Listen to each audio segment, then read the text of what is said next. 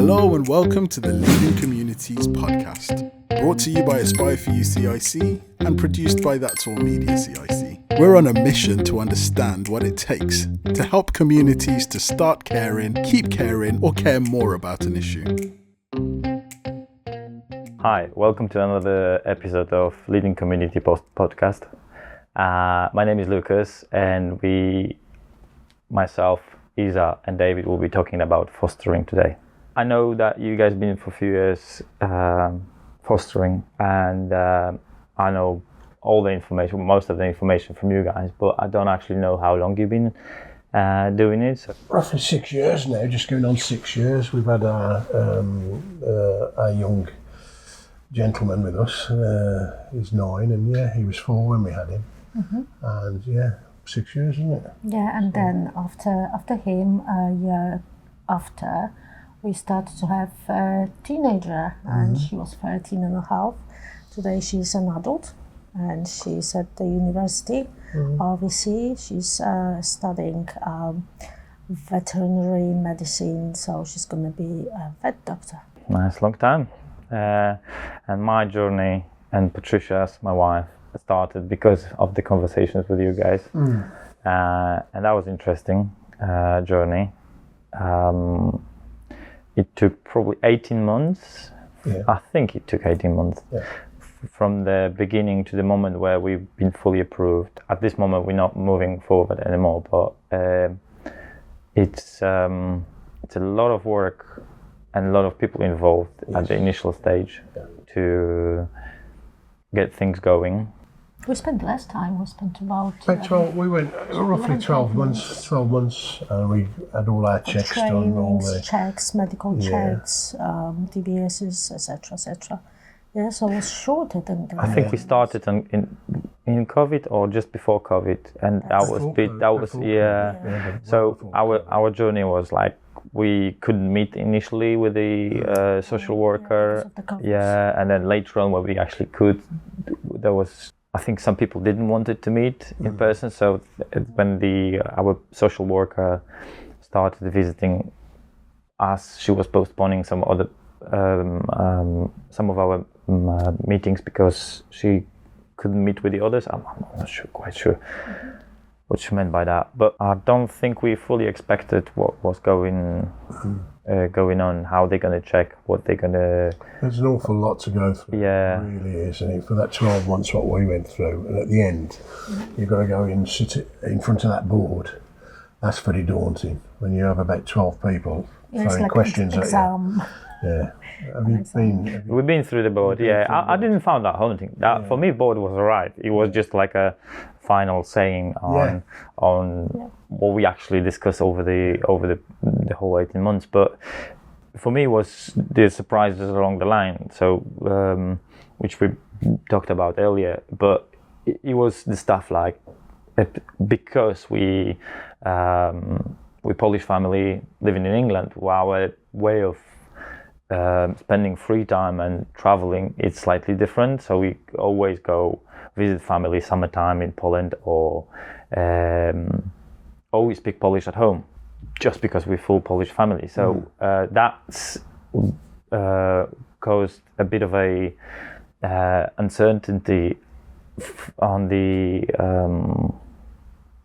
side of what kind of foster family we're going to be. So basically we said, because we speak Polish and I feel like we're going to stick to it at home, we would probably be foster parents only for Polish kids, which would mean that's already, I don't think it was named that way, but it was a bit of a discrimination from the point of view of fostering agencies. Be a bit miscommunication, because they're trying to put everything according to the rules. Yeah. And if you mention about correct placement in correct time and right family, they may pick on misunderstanding. Yeah, it could be. It could be, but basically the informations we're getting, I think they were trying to, as you say, follow the rules, and that means to maximize potential of the new foster family, you would mean that we want to allocate to you the most possible, and then by saying, okay, well, probably just Polish speaking kids, you're reducing the chances of match dramatically. I wouldn't say so. Knowing statistics, how many kids is in the system, how demanding the system at the moment is. I mean, always was as soon as we went to the system, come to the system. Within days, they wanted bombarded with. We had like preferences. We had 1 or 2 children, and school age, let's say, and we said 1 to 2, and this was on our documents. And the day we passed the panel, next day, I had a phone call. You phoned me at work and said... It was like... 3 children? No, 4. Oh, 4 children. 1, 2, 3 and 4 years old. Yeah. 4 children. And, 4 toddlers. Yes. Oh my. And they said, that the gentleman on the other side of the phone, he said, are you taking this? Or you let them wait? Or just... And I thought, no. I said, I need to call my husband in the first place. And then... I call you back, and what I've done, first of all, I tried to call you. You didn't pick up the phone. I called Daniela, our social worker, and I was in tears on the phone, saying like, "This is this is not right. You need to talk to them because he's very pushy and he's very like playing on our emotions. It's not right." And then I called you, and you said no, not for that age. We agreed that we'd take someone roughly school years, and we ended up with the first one, the first 2, with 4-year-olds. And his sister was 10. Yeah. And we had them for nearly 12 months. Was she with us for 12 months? No. How long was she with us for? They came in February and she left in July. Yeah. They split the 2 children up, you see. Mm-hmm. Yeah. They had the reasons we can't obviously we can't go into that, but there was reasons for it, and his sister was moved to another foster family, which wasn't far away. Yeah, so the contact was there. Yeah, the 2 children could still see each other, but under supervision. Yeah.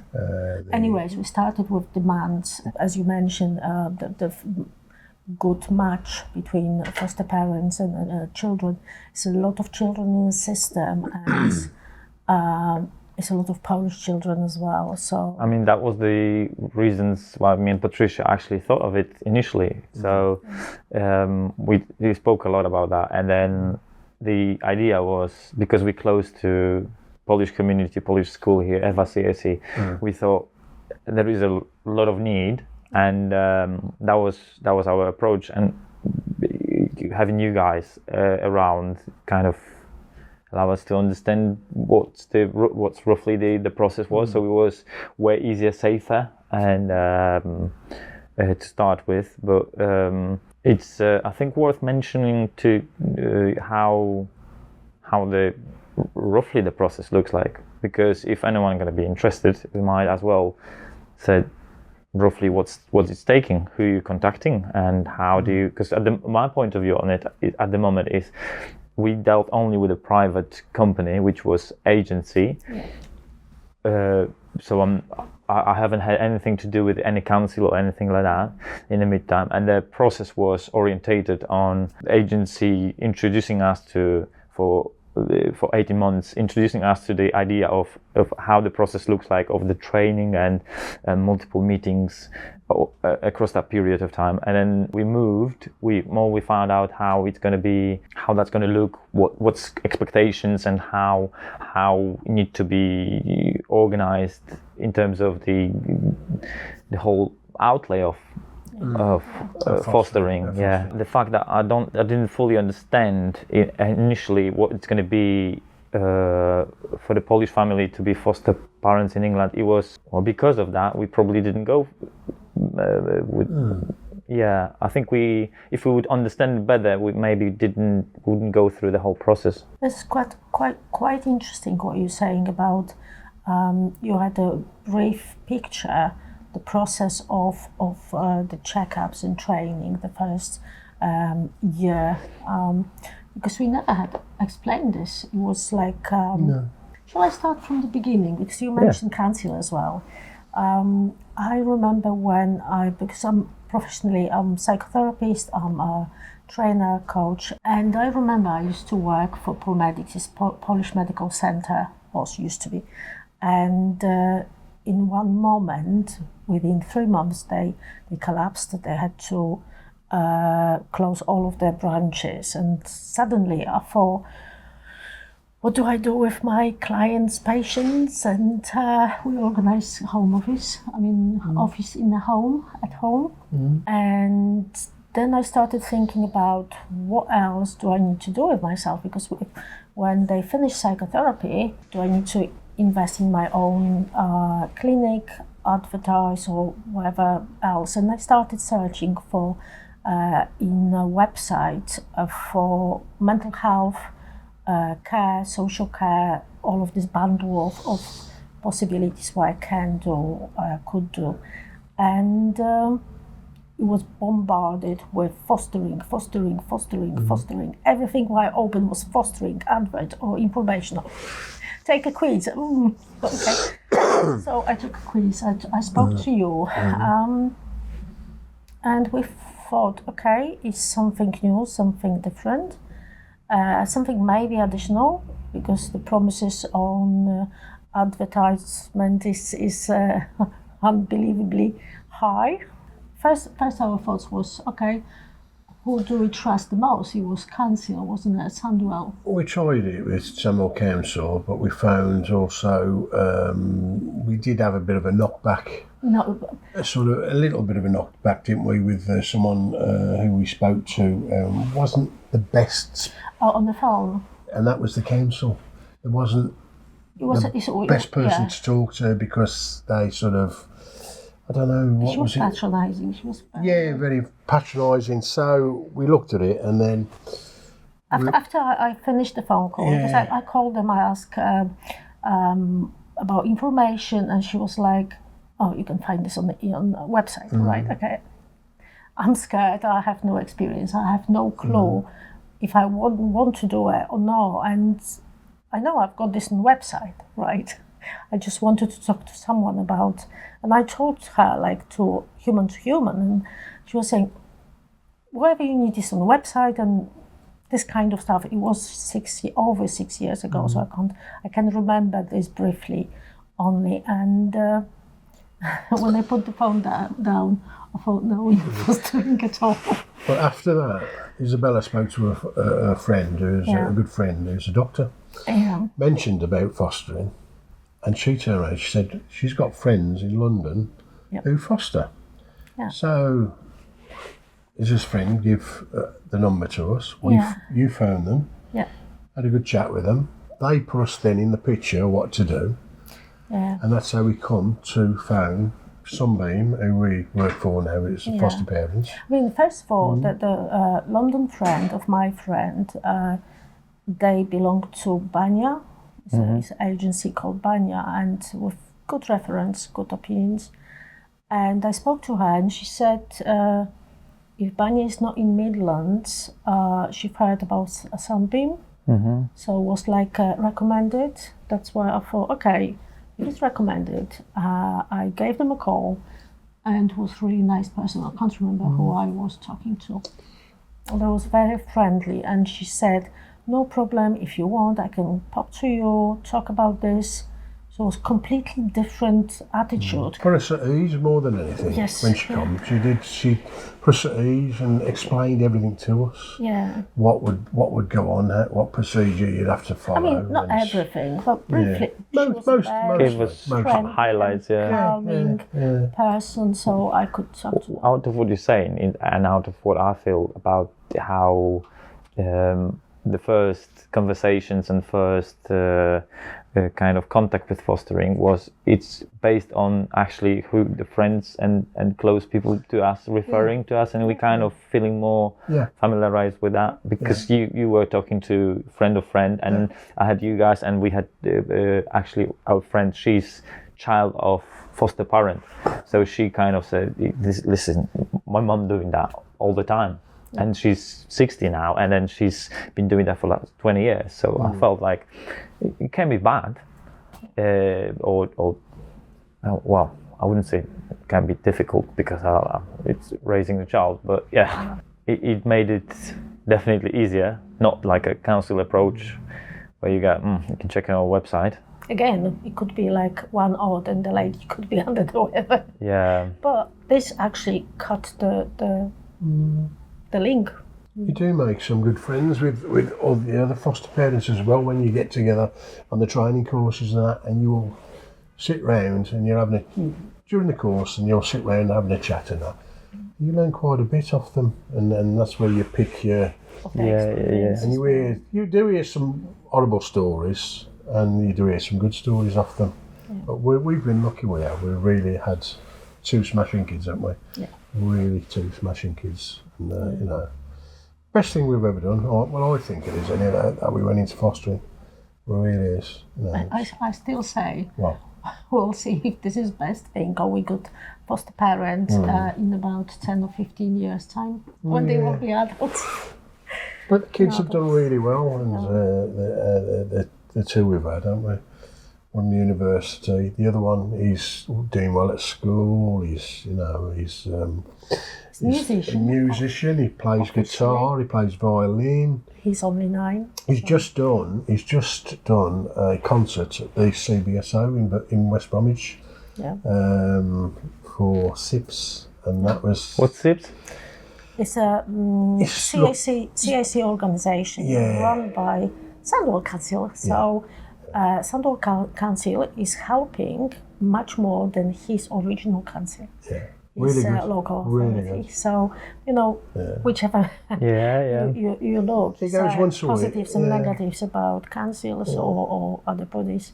But talking about fostering, the introduction, as you said, is so important to be so good, so friendly, and take a hand of like a people who actually showing interest because there is such a big demand. Yes. And we felt that, like the lady from Sunbeam, when she came, we had different feelings, obviously, because we were stressed and kind of scared of the new step. But she was like, thanks to the fact that she roughly gave us idea how the process is going to look like, what we could see in later on, and how it will develop. That gave us a bit of a courage, but also there was another thing where we along the process we found out, because of our unique approach, so basically we gave outlines for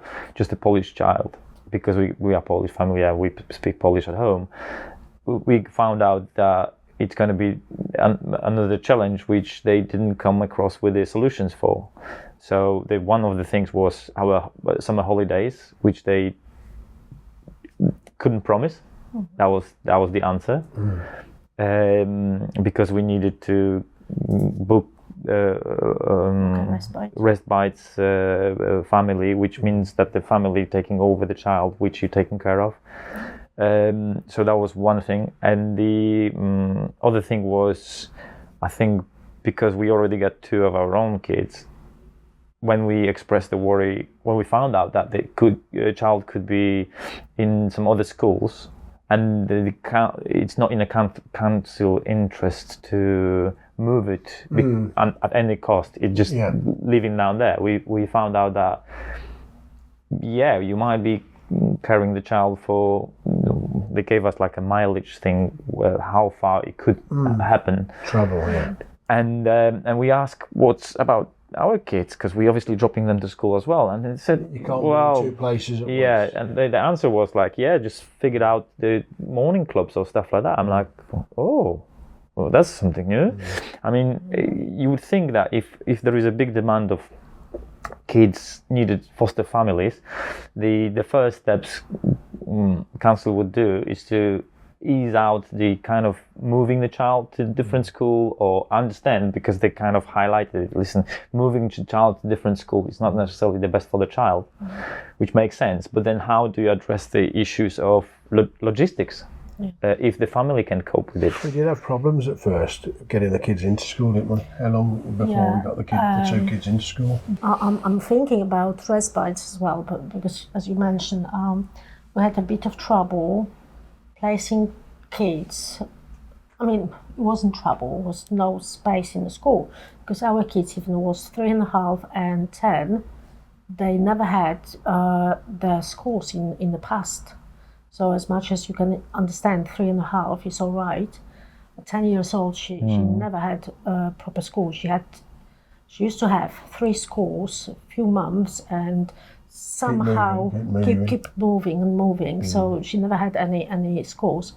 Anyway, she lost February, March, April, May, June, July. 6 months? No, more than that. About 8-9 months. Yeah. And before she went back to school. That's a massive gap. It's a massive gap, and I was on the phone every week to the agency, to the council, and again, council, the educational department or education department. They were saying, "Oh, the head teacher should contact me," and then I was looking for head teachers in our area schools. So it was 1, 2, 3, 4 schools, and I was in contact with them. Basically, we're chasing them instead of them. Exactly. Yeah. And then I had promised to go opposite on the other side of the road is Mary Magdalene's school, and the head teacher said she's gonna contact the council, and she said everything is all right, so we can start going there. We had documents signed. After 2 weeks, she said, "I'm sorry, but somehow they never accepted this, and children were already in the school for 2 weeks." So we have no space in the school, and this was September. And we started process again. So this was unbelievable. So again, it was for a month or 2, and then I started complaining. And I think complain is a brilliant tool.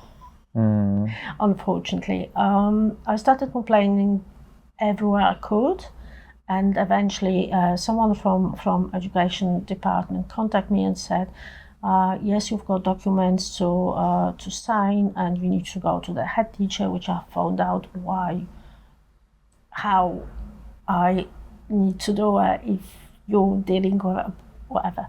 And I went there, I signed the document, so I was ready to send kids to the other school, and I had documents through the post saying, no, they're going there. So it was like, okay. I've got the answer. So we followed the letter, and I had to say sorry to the head teacher of the second school we dealt with. Anyway, since everything was all right, and we had just coming here after again 8 months. The same time they came February, and again was COVID time. COVID. So she started going to school in September. This was Birmingham school, no local school. It was like they put her in. I honestly think they should have done it, but they put her in a school in Birmingham. It's not a school. Problems. It's more like children with problems. Yes. And she hadn't got no problems. No, and she started. But I think the council could be bullying there. Yeah. Oh my! I think the council looking at the foster kids that they could cause the problems. So that's why they might be overlooked that way. Where they're struggling to find the spaces, which should be the priority. If she wasn't in the education system, that should be priority number 1. It should be sorted out instantly. No queues, no. She got bullied down there. So what we done? We dragged her straight out. We never left her there. The best tool, complain. After complain, and they found eventually space in the school, and this was online school. Yes, at first online, yeah. And they. and they placed her eventually after nearly a year. She lost a year, and she was 13 and a half, so this was really, really important year before GCSEs. And I admire how she bounced back. She really did bounce back and done really well. Yeah. I mean, look at her now. She's at university. Yeah, obviously it's not any university. But you don't get a lot of children, foster children, going to university. A lot of them get to 18 it's and then they move on. 6% of children going to. And she's one of them who's done really, really well. So talking about education is I think it's subject itself. Yeah. One of the good things is having a good social worker working with you. Yeah. And we've had some good ones. We've had some bad ones. Don't get me wrong. We've had some bad ones. Yeah. I mean, our personal one, because to explain the whole system, foster parents have own social worker. And assigned to them. Each child, They've got their own. They have own social workers, so we cooperate with 2, 3, 4, depends on the number of children, social workers. So it's very much to do with a social worker, with someone who deeply care, who can understand, who can dig down and help a lot. Yeah. The kids social worker, we've had the little boy, we've got their social workers in Staffordshire. Yeah. And Justina was from London and from Ealing. Ealing. Yeah. So we dealt with Ealing, and we also dealt with Staffordshire. We can understand that London area is definitely different in the budget and money, but attitude. This is a different story. Yeah. Massive difference. But Ealing I think was really good. Whatever you needed, you just phoned them up. Yeah, no problem. Yeah. Even she didn't need anything. She said they are annoying because they call me everything.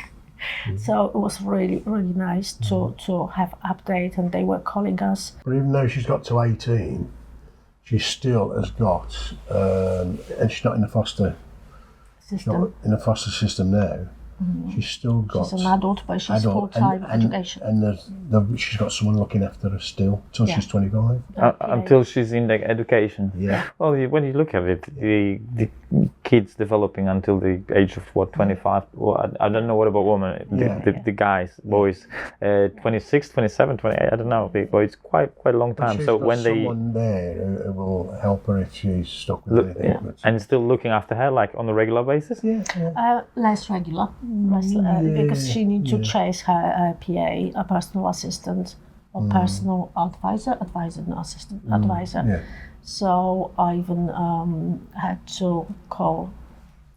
Anyways, is definitely still there care and still some financial support.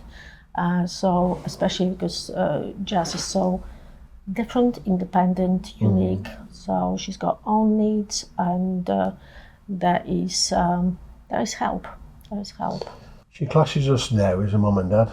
Yeah, that's great. She hasn't got any parents. She lost her parents when she was only small, and she got kicked from pillar to post down in London from different foster families, and then they moved her from one to another. Yeah. And we got a phone call saying we've got this young girl, Polish girl, and would you like to take her on? So what we did, we had her up for a weekend or a couple of weekends, didn't she? She came up for a couple of weekends. Because I've learned on my mistake in the first place, because they just gave us siblings all of a sudden in the evening with nothing. So I read some details, and we allowed to, as a foster parents, ask for organized meetings before we have a child. So this time was she visited us first and second time. And then we eventually she come and moved in and settled down. Eventually she went to school and she's really done well. And when she's now got any sort of breaks Christmas time? She was calling me on the 1st of December, and she was saying, I'm coming home. I'm coming home. I said, well, when, etc. And she said, oh, it'll be just for Christmas. I'm coming on the 5th, and I'm leaving on the 5th of January. I said, all right. So she classes us as mum and dad now, and classes home as home. Yeah. Which is, more than welcome, and both me and Izabella, we've got all grown-up kids now, and the kids have accepted what we do, and I think that we do a good job with the kids. And the young un, he loves my daughter Megan. He loves going out to Megan, and Megan looks after him occasionally when we go out somewhere, which is very rare, but and my son and my other daughter, they get on really well with him, don't they? Yeah. And they're fitted in part of the family really now, which is quite nice, But then again, you still have your ups and downs with them, you really do. Yeah. You have your good times and your bad times. As a child. And we've had a few bad times with, haven't we, over the years. About behaviour or what? Yeah, well, his sister, when we had the two of them start with, his sister was a bit of a pain, but we didn't realise what she went through until after. And she went through an awful lot before we had her. Every foster parent needs to be prepared for. There's always a story which you don't find out. Child. The thing is that the new foster parents are not introduced to this story. Is that right? I'm not sure about that. You will get a report, and a lot of it will be there in front of you, so you can read it, what the kids have done. This is the theory, because I remember we had first of all, we had siblings and no documents. And the week after, I had an email with placement documents. The documents after. Yes, which is. Well, you don't find out until after, but his sister had been through an awful lot. Right, should be at the beginning, should be before, to make sure it's a right match. So the system is a bit chaotic and wobbly. If you've got, as I said earlier, if you've got good social workers, which we have, and we've got Daniela, Nicola at the moment, and they are really good. Nicole, really good.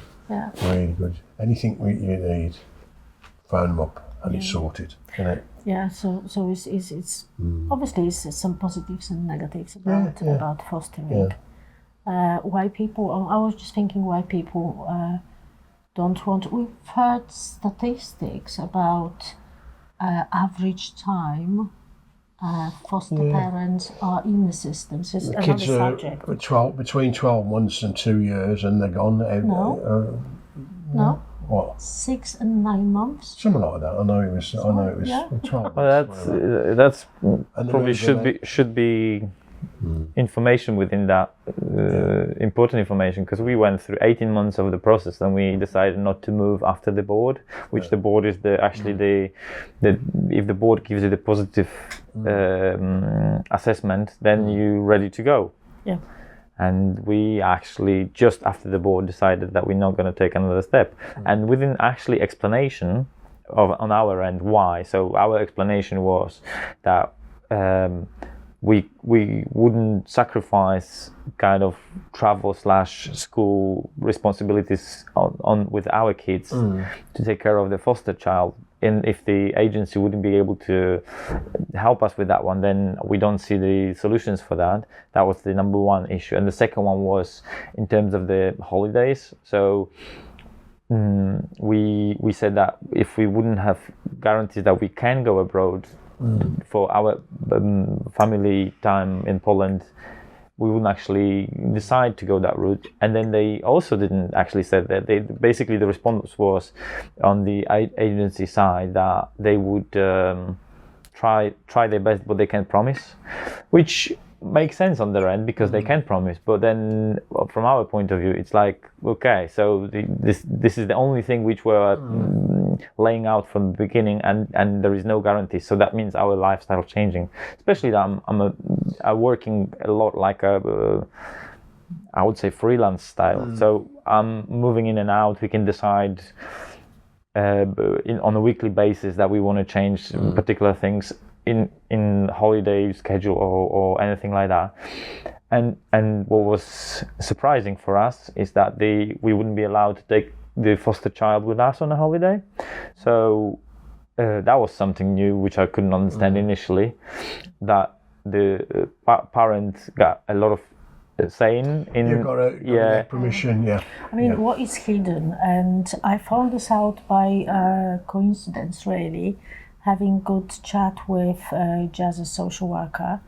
I can't remember the conversation itself, but he said foster parents have 15% of parental responsibilities. Biological parents is very rare if they have no parental responsibility. So normally they kept 15% as well, and 70% is in local authority hands. So I thought we have about 70% now. We've got only 15, which, as I said, no one told us. Officially, we don't want to find this information really, but everyone knows that. Because that's the court orders are. So the parents thing was another thing on our end, but because when we found out that when they explained it to us, it wasn't that strange, or we could kind of understood what's behind it. But when they told us that we need to allocate to the time whatever the parent and / council wanted to child to be visiting their own parents. There was no limits to it. I mean, basically, they said if they're going to be allocated like 5 days a week, then it's 5 days a week you're going to be meeting. And on the other cases, they were saying there won't be any meetings. But when you think of it, when you got your own kids, and they go into after school clubs, football, basketball, whatever else, you're thinking, well, are we actually going to cope with that? That was something which I didn't expect when we applied initially. We said we got 2 cars, and then Patricia stopped going to work. She was more at home, and we sold one of the cars because she didn't need it, and the agency worker said that that was kind of very important from the point of view to have second car, because otherwise wouldn't be able to, if I'm at work. We had to get a car. Yeah, we had. And I was like, what about the families who don't have a car? Talking about reality and myths about fostering, many people asking me about fostering, they are asking if they can keep working, because they've heard from local authorities, for example, that is not good if you're working, so you should be designated to the child completely. Point is, I would rather call fostering a mission, and I'm talking about mission in Afghanistan, not like peaceful mission in Africa with a church, because first of all, children are demanding, they are post-traumatic children, which they call them, the local authorities mainstream, or agencies call them mainstream because there is no problems. Of course, too hard to say what, because they have no statistics. As a professional, I can say there's something wobbly about this, how they see mainstream, not mainstream, based on what. Second thing, if you're working, yet the great demand is, if one of you or both of you are working, you have to have independent cars.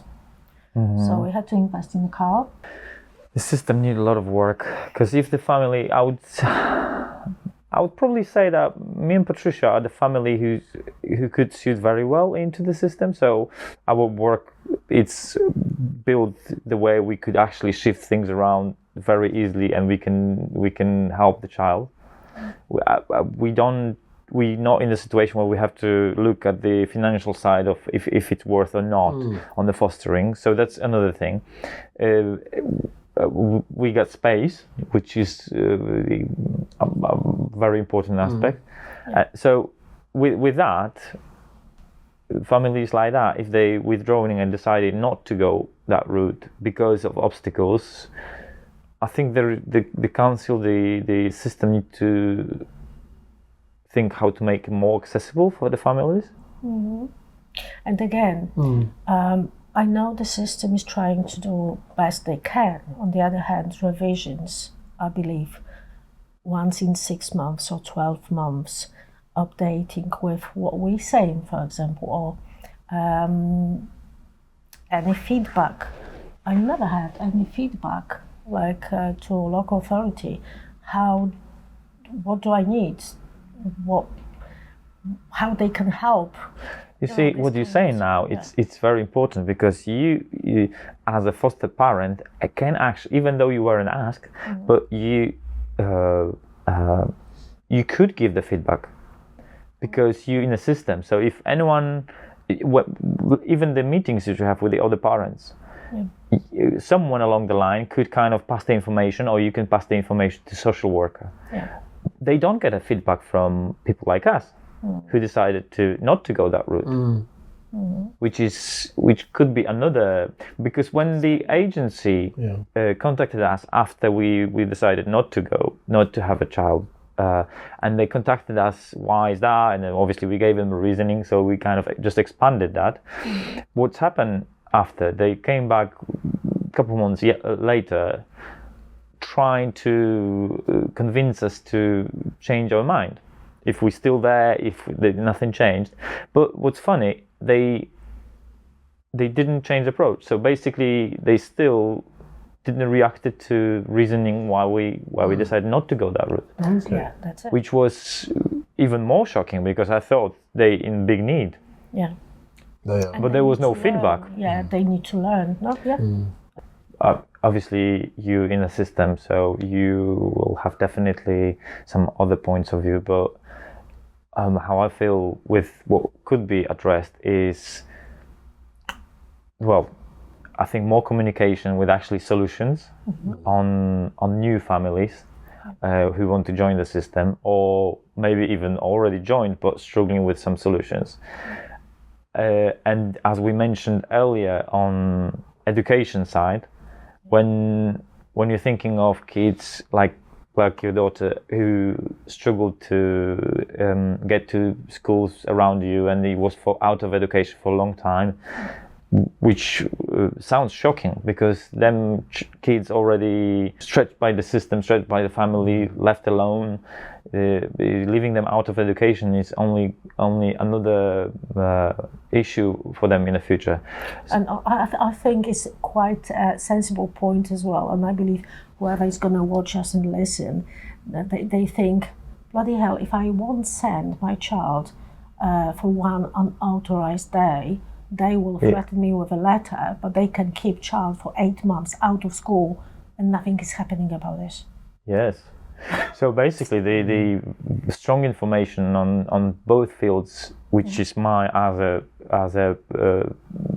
person who been through the whole process and never decided to go for, and yourself as foster parents, is to improve admission or improve mobility of the child, in terms of can be moved to the different schools with the work priority. Speed of work. I believe, I don't know as much as I know, and basically I think I've got just little bit of knowledge. It's my accumulation of knowledge, local knowledge. But I believe nowadays, especially when many people working from home, it's completely different attitude to work.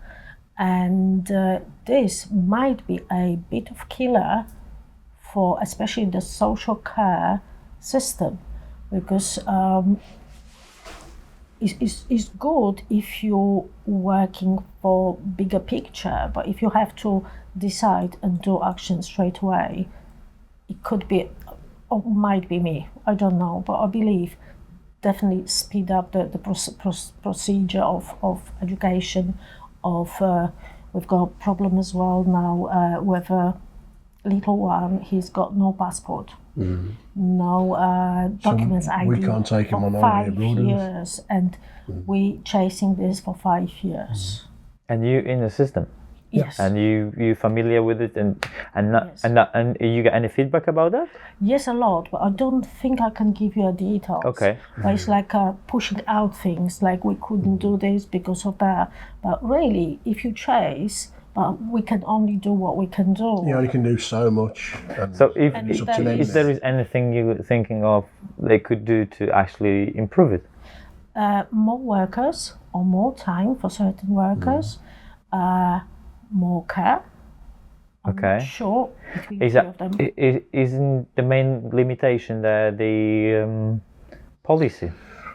So it should be different regulation to allow the foster families I to don't actually. know if it's my accumulation, because again, we can compare local authority, one child's local authority to the other one, and it's a massive difference. So in the second one, I don't know how much I'm allowed to say the name of the authority.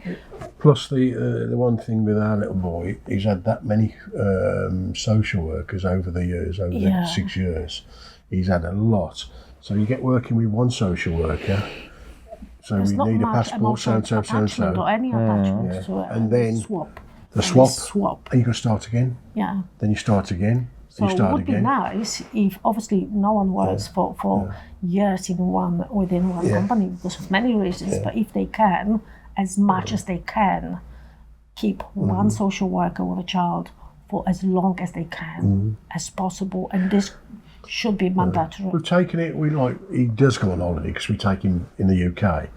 But we went sort of almost 3 years, nearly 4 years, without having a holiday, proper holiday. Yeah. And it's got to the stage now we need a break ourselves, so we have now started to book holidays. Yeah. And he will then go into to another foster family. But luckily, when we went away, we went on holiday in November. My daughter. She was like a backup. She's a backup parent. now, and my daughter has our little one. So, That's amazing because he will be in his own world. Yeah, that's because for us, our children, foster children, are priorities. Yeah. And before we ask for respite, we search in our support group. So this is a good idea. Again, good solution to be able to, rather demand to do social, like a group of people may help, and it's good. This is good. They've all been through the checks as well, their daughters and that, so we can now. To be backup, did she needed to go through the whole training as we did? No, shorter version. Okay, so it's shorter version and get checked out and DBS and all that. So they're going to check them out through the DBS. okay, but at least there is optimistic aspect where they addressing the issue of potential respite families. And they allowing the smaller version, shortened version. That's good. I never heard of it before, so that's interesting. As I say, I got my daughter involved, or we got my daughter involved, and she said, "Yeah, by all means, Dad, if you want to have a holiday, I'll take the little one." So she had him for a fortnight while we went away on holiday, and what we do, the money what we'd earn for him. Just swap to her. Yeah. She'll get paid for doing the job, which is it's a bonus for them then. Yeah. So and we can have a break. For us, as we family of 4 already, holidays are always with the kids. Yeah. We've been on one on our own, but at the moment it's like always with the family. So for us, where we heard that most of the foster kids don't have a passport, which you just mentioned, passport. It was quite a surprise, and the fact that we would take our own kids, and we couldn't take the foster child. It was shocking. So you reckon the passport thing could be addressed some other ways? Yeah, if you can get the passport for the child, you can take them on holiday, but it's getting the passport. Yeah.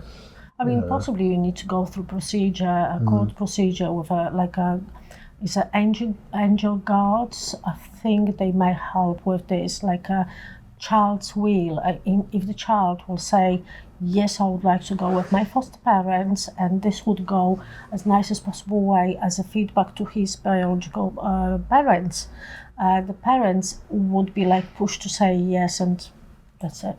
Because the child's need is the most important, and I believe that should be at the end. We'd love to take him out. I was never mentioned that one along the process, so this communication again. Okay.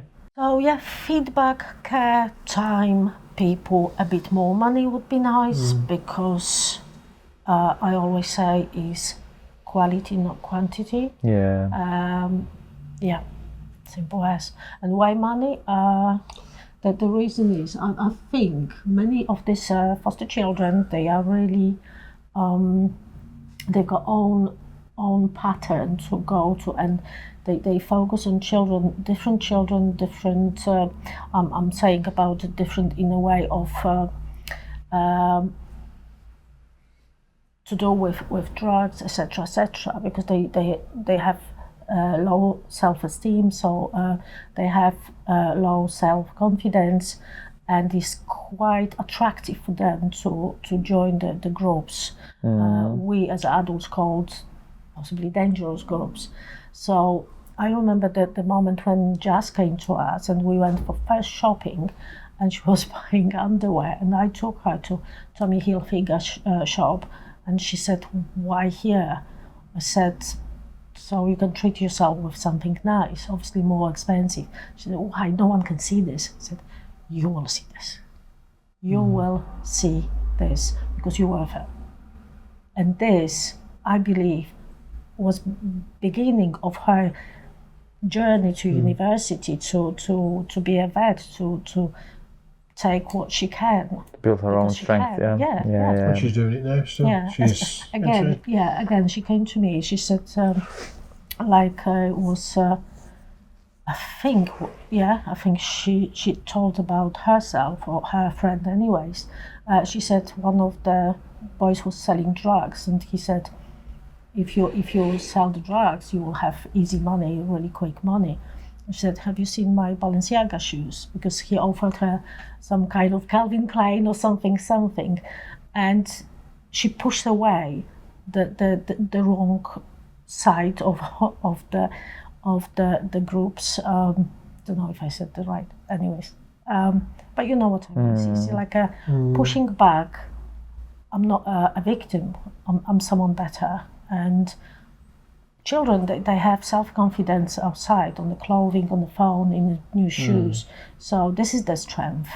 And I believe local authorities or government don't look at this that way. So the financial demand to close this hole is needed for children. Yeah, but at the end of the day, it's like yourself. You're a good father to your children. And we've been good parents to our children, and now we've done the same with our foster kids, and we treat them like our own, really, and they're doing really, really well, and it's proud of what we've done. We've got an award Christmas off the agency. Second one, we had 2 awards off them just to say we're doing a really good job with the kids and that. No, it is one of the best things I've ever done. I don't mind awards. For me, the biggest award was when Justina had award in London and stood up and thanked us. And she had a little speech. Yeah. And she said, which I wasn't aware. She said before she come to us, she was on at school. She was average. She was lower than average. And she could have opportunity, and to pass the university RVC you need to be on A star, and she got there. As you the experienced ones, what's your advice for the newcomers, for the families who or not even families, because you don't have to be family, you can be single and you become foster parent. So what's your advice to them? If they want to foster, I believe it's old saying, you can't change the whole world, but you can change one life, and this will be whole world for the one life. Just be prepared for everything and anything, really. But it's worth it. It's a mission. It's a mission. Just to change one child's life, which we have, it's fantastic. It really is to see it at the end of the day, and we've done it with a couple of the kids now, haven't we? Yeah. So. And Bryce. But it is nice. It's nice to see the kids doing really well. But that's thanks to us, really, isn't it? Do you think? I don't.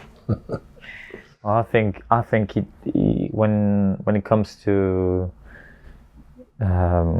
finding out about fostering, the most important thing, initial stage is talking to other fostering families. So it's literally like going to some place where they meet, which that might be actually the good thing to suggest to fostering agency. Come join us on our one of our meetings, and you'll meet some families. You can talk to them. You can find out things, make you more familiar with how the thing's going, and maybe you're gonna understand from that. When you have your training and that, and all the foster families get together, we're sitting here and we talk, as I said earlier. We've got friends, they've got three foster children now, and they've moved from the Midlands, from Stourbridge, and they now live in Cornwall, and they've taken the children with them. Okay. And the kids live down there, and Ada and Alison, our friends, their oldest daughter, the girl who they foster, she is the same age, she's 18 now, and she's down there, she's college, and she's doing roughly the same as us, but she's living in Cornwall now, and the kids are loving it, aren't they? Yeah. So, but it's... So you definitely can lead to changes not only in your own household, but it can be changes to moving household. Yeah, by all means. Yeah, as long as everybody agrees, which that the kids can move down there, and it's a bit of a jaunt for the social workers to travel down to Cornwall, but they do. It's another thing, which is SGR, Special Guardians something, which is like half adoption, which is another option. If everything will go well, you can go.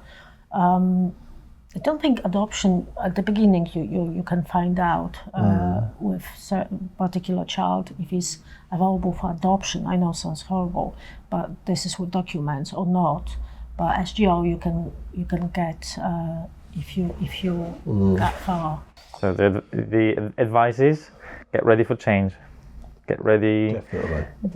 If you're going to do it, it will turn your life inside out, upside down. It really will. But at the end of the day, it's worth it. It really is worth it. Out of what you guys are saying, I got a conclusion on my end where I'm thinking maybe we just weren't ready enough for enough changes at the current. Yeah. So we got a few more years of our boys at home. We might see the change coming later. Guys, thank you for the conversation. It was amazing. I think there was a lot of information which could be used, and someone could make a changes, improve the system potentially, and then also the new people who's interested in fostering, they had I hope we didn't scare them too much, because it's not a small thing, so it comes with the challenges, but I think you great example of how rewarding it can be. Thank you. Well, thank you very much. There's still a lot of subjects to cover, but maybe another time, another we haven't episode. got enough hours. Yes.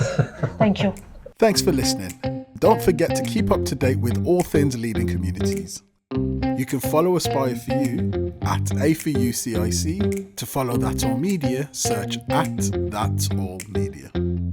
You can also join us on Facebook at Leading Communities Podcast.